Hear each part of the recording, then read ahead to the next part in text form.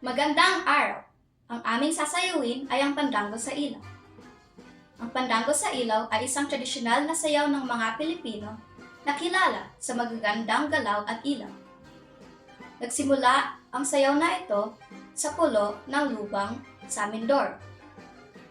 Naging bahagi ang sayaw na ito sa mga pista at pagdiriwang.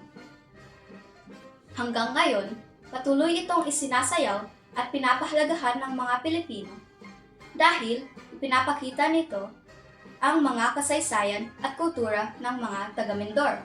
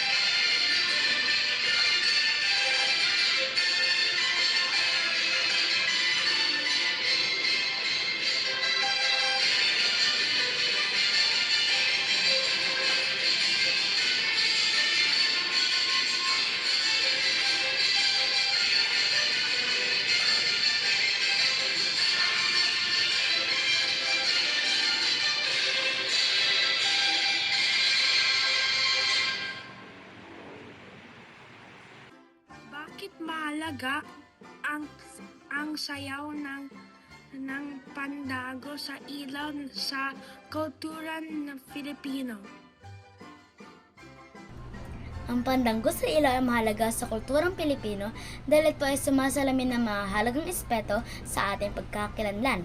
Pinagsasama nito ang impormasyon katoliko mula sa Espanya at mga tradisyon ng mga katutubong Pilipino.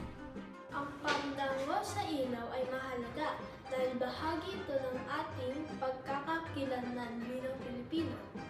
Ipinapakita nito ang ating kultura, tradisyon, at kasiyahan sa pagsasayaw. Sa pamamagitan nito, naipapasa natin ang ating mga kaugalian sa susunod na henerasyon at naipapakita kung paano tayo nagdiriwang bilang isang komunidad.